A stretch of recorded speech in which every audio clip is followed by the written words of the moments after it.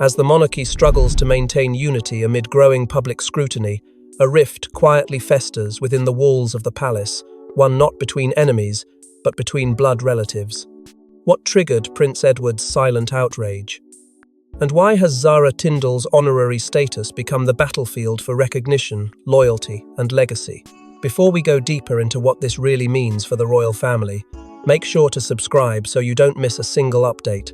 It began with subtle shifts, gestures at royal engagements, changes in seating arrangements, nods of recognition that once would have gone unnoticed. But for those within the palace, they were signs that something long suppressed was rising to the surface. Prince Edward, the dependable, often overlooked youngest son of Queen Elizabeth II, had long kept his ambitions and resentments buried beneath years of quiet service. But time had hardened the silence into resolve. In the gilded halls of Buckingham Palace, where deference is currency and loyalty is traded in whispers, Edward had grown weary of being passed over not for the throne, but for respect. For decades, he upheld his duties without scandal or rebellion, yet found his efforts uncelebrated, while others, particularly Zara, rose without royal titles, but with unprecedented influence. Zara Tindall, free from HRH constraints, had become a media darling, a symbol of modern royalty who operated on her own terms. Her honorary position, bestowed quietly yet symbolically significant, was the final insult. To Edward, it was more than an appointment. It was a betrayal. It dismissed the decades he and Sophie had dedicated to maintaining the monarchy's softer edges, bridging public goodwill in the wake of scandal after scandal. It was a silent message from the institution.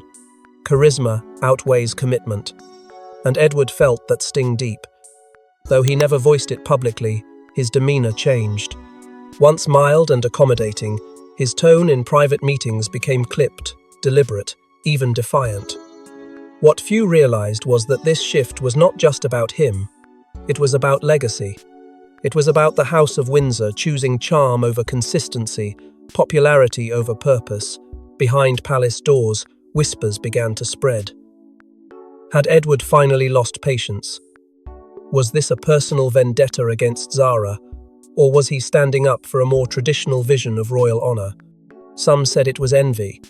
Others saw something deeper, a reckoning long overdue. Because while Zara's rise was seen by many as organic and earned, Edward believed it was orchestrated, subtly pushed by palace operatives who favored a more media-savvy image. The honor granted to Zara wasn't just ceremonial. It was a public elevation that, in Edward's view, redefined the monarchy's internal hierarchy. It wasn't just about Zara. It was about what her rise represented. A shift away from those who had served the institution quietly and faithfully, in favor of those who had leveraged lineage into influence. But Edward didn't plan to challenge this alone. In hushed conversations with trusted aides and family members, another name surfaced, one that stirred memories of loyalty, service, and personal struggle: Princess Eugenie. Overlooked, underestimated, but quietly resilient, Edward saw in her not just a niece, but an emblem of what the modern monarchy could be without sacrificing tradition. And with that realization, the lines were drawn. A storm was gathering, not in the press, not in Parliament, but within the royal family itself. But this wasn't just about titles, it was about something far more personal. The monarchy's fragile balance was about to be tested in ways no one expected. Admired for her independence and cherished as the Queen's granddaughter, Zara has long been seen as the relatable royal. But could her rising influence, unofficial yet undeniable, have crossed a line? And did her new honorary position awaken old insecurities buried deep in royal bloodlines? For years, Zara Tindall has walked a unique path, neither a working royal nor completely detached from the institution. Her lack of an official title seemed, on the surface, like a conscious decision to shield her from the suffocating demands of monarchy. Yet over time, this detachment evolved into something far more potent, a quiet form of authority unrestricted by protocol. Free from the rigid expectations that bind others in her lineage, Zara became the face of informal modern royalty. Beloved by the media for her equestrian triumphs and grounded persona, she enjoyed access and influence without bearing the weight of duty. But when the palace conferred upon her a secretive honorary recognition, one that echoed the privileges of working royals without the corresponding responsibilities, it triggered unease in the very corridors where tradition is law. This wasn't a public announcement. There were no formal titles bestowed, no investiture ceremonies. Yet, behind the scenes, Zara was given elevated visibility access to diplomatic circles, ceremonial invitations, and discreet briefings previously reserved for those within the formal structure. To outsiders, it was subtle. To insiders, it was seismic. Senior royals who had followed the rulebook, submitted to decades of duty, and carried the burdens of monarchy began to grumble quietly at first, then with rising indignation. Whispers emerged that the crown was creating a two-tier system, one for those who served and one for those who simply shone. And at the heart of this discontent stood Prince Edward, whose decades of unwavering commitment had earned him little more than respectful silence. To Edward, Zara's honorary elevation wasn't just preferential treatment, it was symbolic erasure. A rewriting of merit based not on dedication, but on public appeal. He watched as Zara moved seamlessly through elite gatherings, appearing alongside heads of state, often flanked by palace aides who once would have reserved their allegiance for senior royals. It was privilege without pressure, access without accountability. And in Edward's eyes, it mocked everything he had quietly upheld for years. While his own children remained in the shadows and his efforts largely ignored by media and monarchy alike, Zara was celebrated not for sacrifice, but for style. It wasn't jealousy that gripped Edward, it was principle. The crown, he believed, was abandoning its moral compass, prioritizing popularity over substance. This growing fracture between duty and visibility exposed deeper tensions within the House of Windsor. Zara's role had become a litmus test for the monarchy's identity crisis. Was it evolving to survive, or diluting itself to please? As palace advisors leaned into the image of a modern, accessible royal family, traditionalists like Edward saw the very foundations being quietly dismantled. The royal brand was no longer about responsibility, it was about resonance. And while Zara may not have asked for this position, she became the centerpiece of a conflict she never publicly acknowledged, but certainly benefited from. Her silence on the matter only deepened the fault lines. Because in a family where every glance is measured and every absence speaks volumes, Zara's ascent was interpreted by some not as progress, but provocation.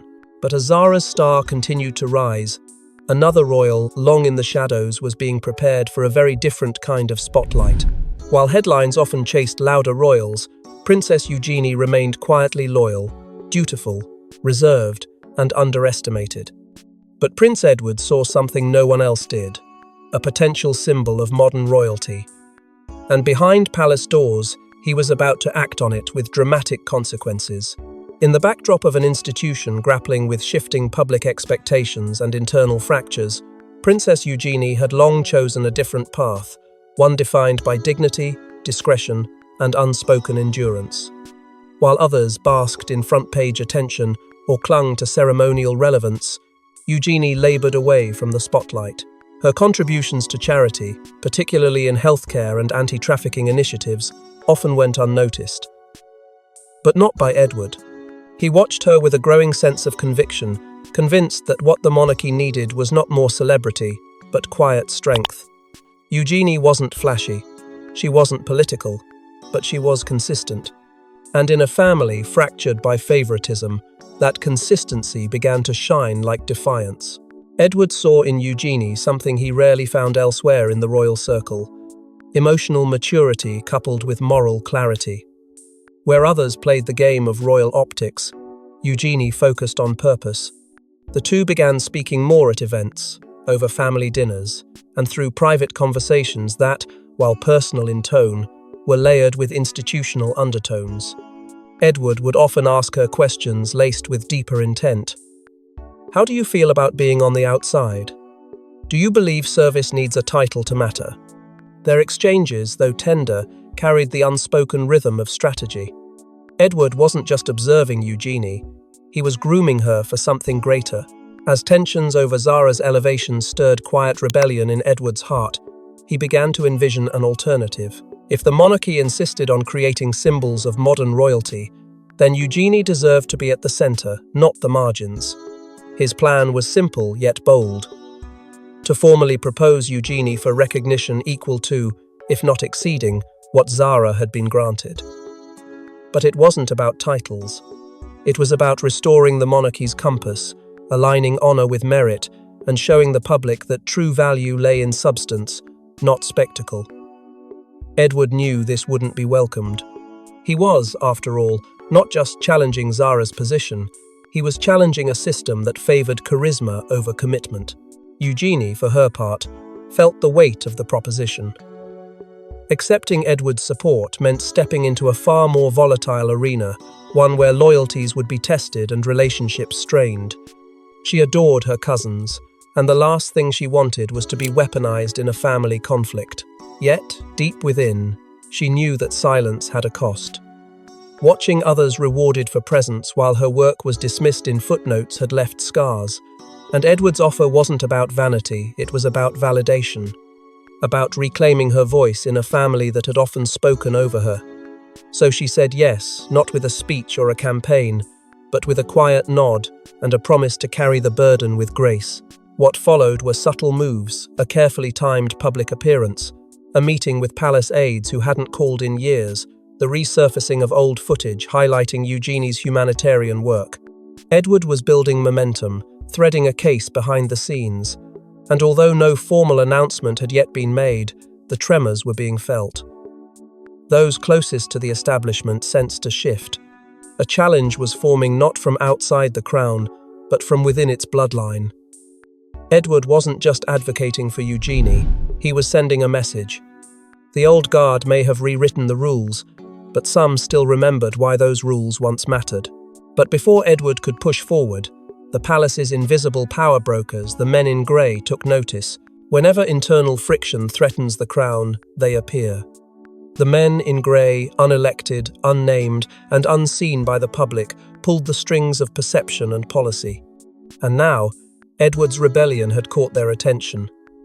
What came next was not negotiation, it was containment. For decades, the monarchy's image has been carefully curated by more than just its visible figures. Behind the thrones, behind the royal smiles, behind the rehearsed appearances and carefully worded statements, lurk the quiet architects of continuity, the men in grey. A shadow class of senior courtiers, strategic advisors, and loyal fixers whose names rarely cross the lips of the press, yet whose reach shapes the very narrative of the crown. Their mission is singular: protect the monarchy at all costs, not through showmanship or pageantry, but through the calculated suppression of risk. And now, they saw Edward's rising defiance as precisely that, an existential risk to unity, structure, and above all, control. From the moment Edward's intentions toward Eugenie became more than whispers, the men in grey began moving. Subtle phone calls, invitations rescinded, speaking engagements cancelled without explanation, messages delivered in tones that hinted at history. "We remember the Queen's wishes," or "You wouldn't want to unbalance the narrative."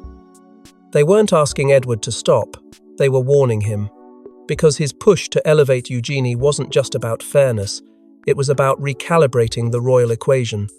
Zara, in their view, had become a model of modern neutrality, a non-threatening, likable figure who carried no constitutional weight and no political symbolism.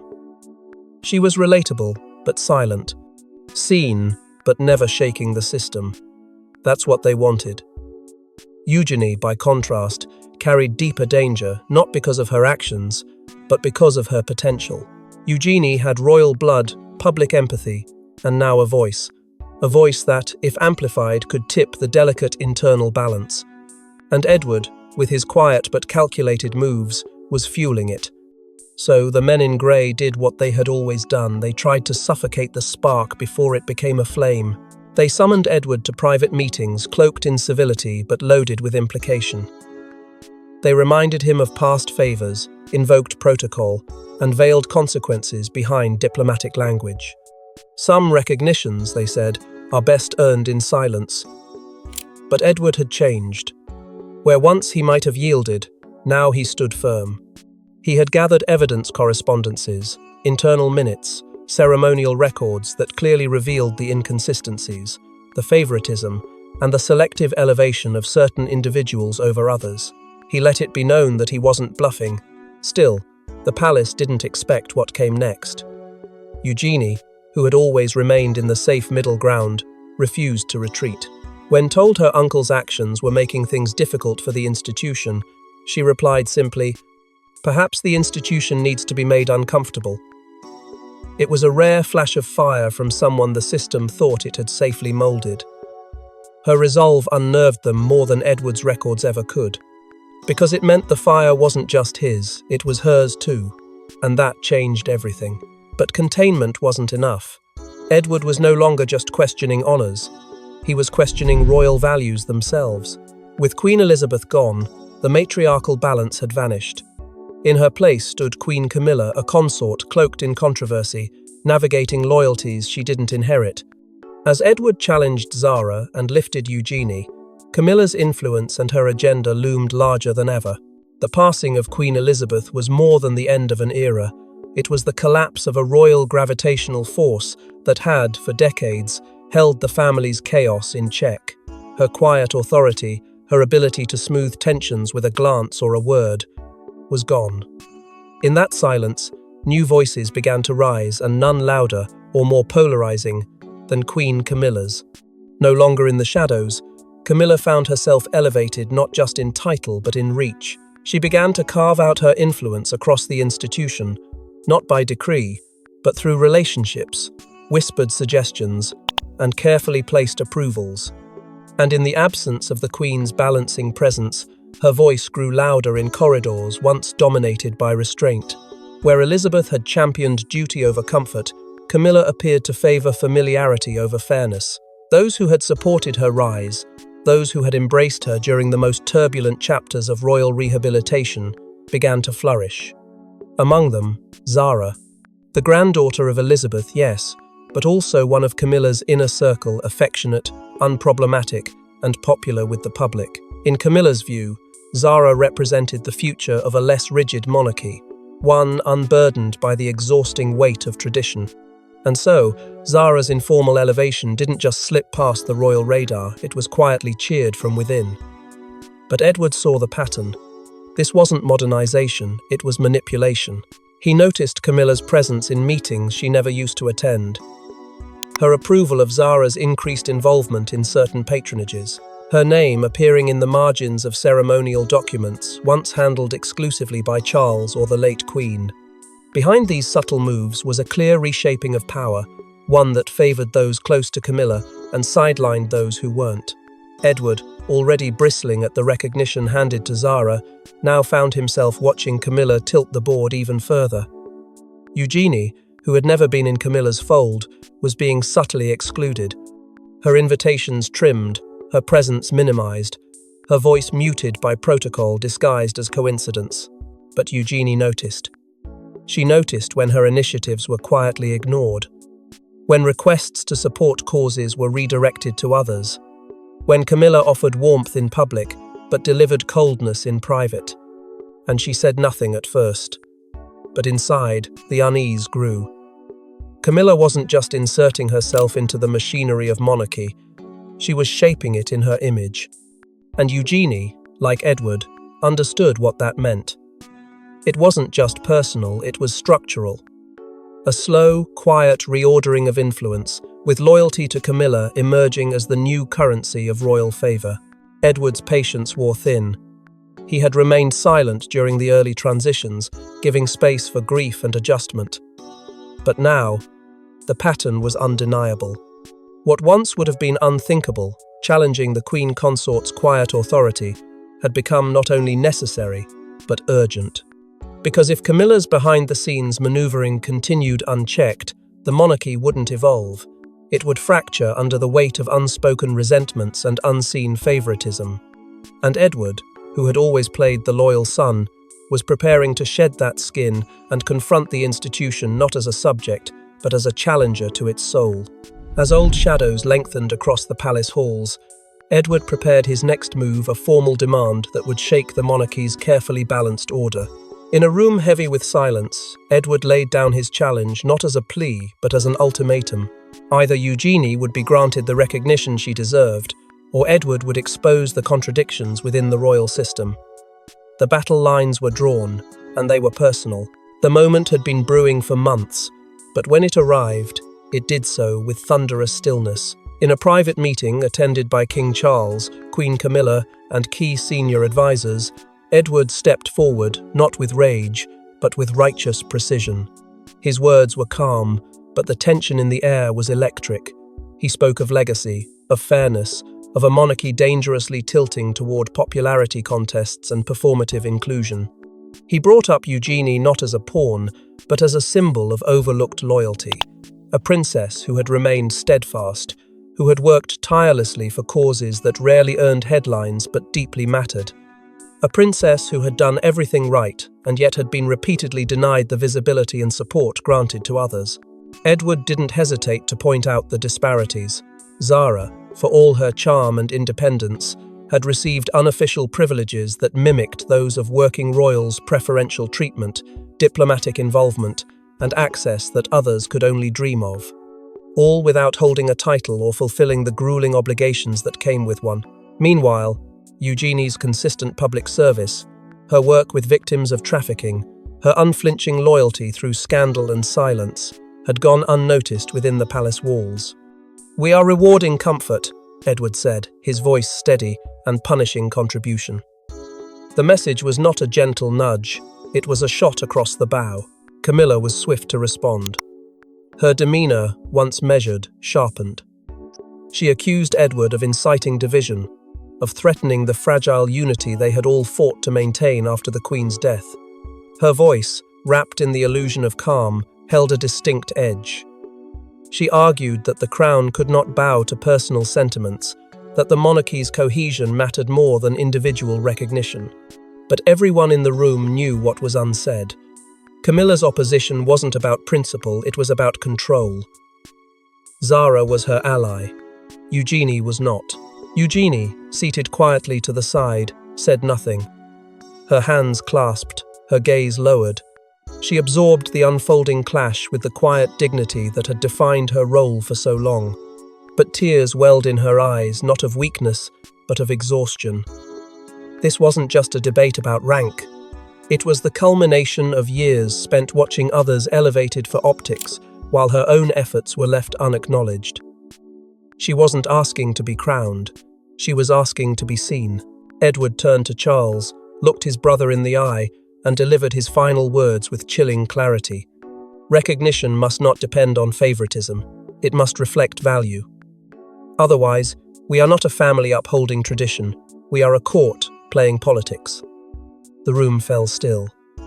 Charles said nothing, and in that moment of silence, it became clear that the foundations had shifted, lines had been crossed, and nothing would return to how it once was. The fallout was immediate, but the ripple effects, especially among the younger royals, were just beginning to erupt.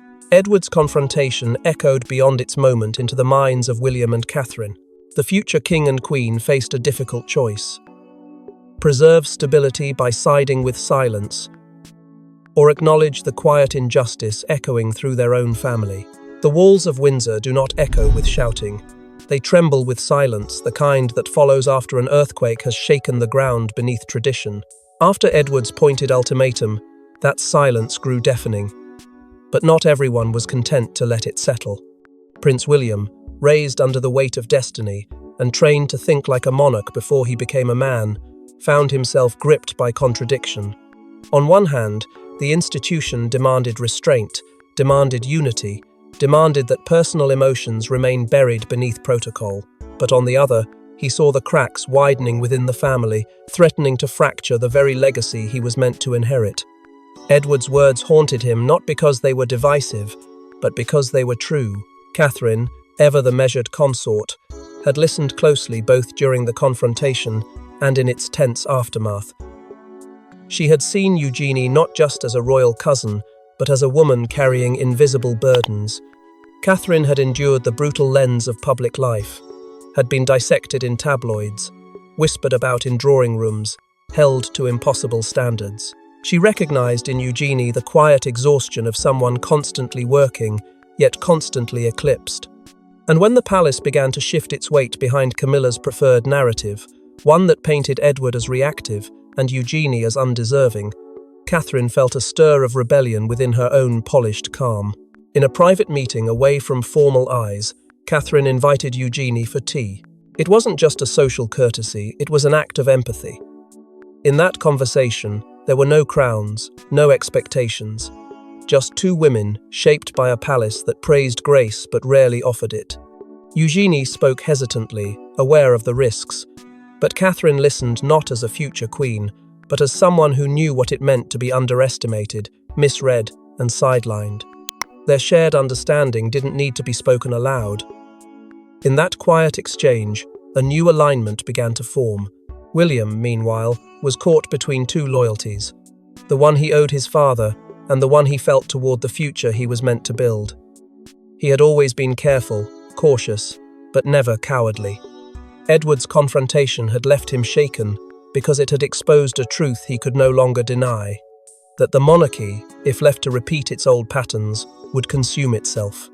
Charles, already burdened by the throne, now felt the generational pressure pressing in, from Camilla, from Edward, from William. The tightrope was thinning. Within palace walls, no one called it a divide, but everyone felt it. The older generation clung to hierarchy, to the belief that appearances must be preserved at all costs. The younger generation, scarred by watching scandals unravel their family for years, understood something deeper, that survival would only come through evolution. Edward's stand had not been dismissed. It had sparked a reckoning. And the choices made in the days to come would define more than just titles, they would define the very future of the House of Windsor. But while the senior royals debated behind closed doors, the public was about to get a glimpse of the royal fracture, and it would come from the most unexpected place. She had always been the quiet one, the respectful one. But this time, Princess Eugenie chose to speak not with bitterness, but with truth. And what she revealed in a candid, heartfelt interview stunned the nation and made silence impossible. No palace aide approved it. No royal press secretary vetted the script. And that, perhaps, was the most powerful part of all. Sitting opposite one of Britain's most respected journalists, Eugenie did not rehearse her words. She didn't need to. Her voice trembled not with hesitation, but with the weight of years she had spent swallowing disappointment. She began by thanking her Uncle Edward, her rock in a storm she hadn't chosen. Her gratitude was quiet, but unmistakably sincere. Then, slowly but without pause, she turned her attention to the institution itself, not to attack it, but to challenge it gently, firmly, and with undeniable grace. "I love my family," she said. "But loving a family doesn't mean you ignore its fractures. It means you have the courage to try to mend them." Her tone was calm, but her message was seismic. With careful phrasing, Eugenie described a system where dedication often went unnoticed unless it was draped in media attention or aligned with favored voices. Without naming names, she referenced how some, those without titles, but with proximity to influence, seemed to ascend, while others who toiled in silence were passed over. The veiled nod to Zara was unmistakable, and within hours, it ignited a digital wildfire. Social media erupted. Hashtags praising Eugenie's bravery trended alongside scathing defenses of the monarchy's traditions. The palace was caught off guard, exposed, and unsure of how to respond. But the moment that gripped the public was when Eugenie paused, looked directly into the camera, and uttered a sentence that would be replayed on every news outlet around the globe. "Let service, not popularity, define honor." It was more than a statement. It was a demand for a reckoning, a plea wrapped in strength. And in that moment, millions saw her not as a sidelined royal, but as a moral compass for an institution adrift. The response from the palace was swift, but telling. A carefully worded press release spoke of unity, of understanding, of ongoing discussions regarding future roles. But there was no denial. No apology, no confirmation either, just delay. As if time could somehow dissolve the fire Eugenie had sparked. But the fire had already spread into newspapers, into public discourse, into the hearts of those who had long wondered why some royals were seen and others weren't. But Eugenie's words had lit a fuse, and what came next would threaten not just family unity, but the monarchy's image itself. The royal crest still stands, but beneath it, cracks are deepening. Edward's challenge, Eugenie's voice, Zara's silence, they've all become part of a larger reckoning. The monarchy survived scandals and divorces, but could it survive the truth from within? In the aftermath of Eugenie's bold interview, the palace scrambled to contain the aftershocks. Emergency meetings were held under the guise of routine briefings, while senior aides carefully combed through press coverage to gauge just how far the damage had spread. Behind closed doors, there were efforts desperate, calculated, sometimes conflicting to project unity. Charles, always cautious with confrontation, sought private reconciliation with Edward. Camilla, ever the strategist, worked to tighten the inner circle around those still loyal to her vision of the crown. But beneath the surface, nothing was mended. The institution had been pierced, not by external scandal, but by its own bloodline. The wound wasn't healing, it was being concealed. Outside the gates, however, the conversation had shifted. What was once reserved for whispering insiders was now debated openly across breakfast tables and broadcast studios. The public began to question the unspoken hierarchies that had governed royal relevance for generations. Why was visibility reserved for a few? Why were contributions weighed not by impact but by proximity to power? Traditionalists clung to the old order, insisting the monarchy must remain above such disputes.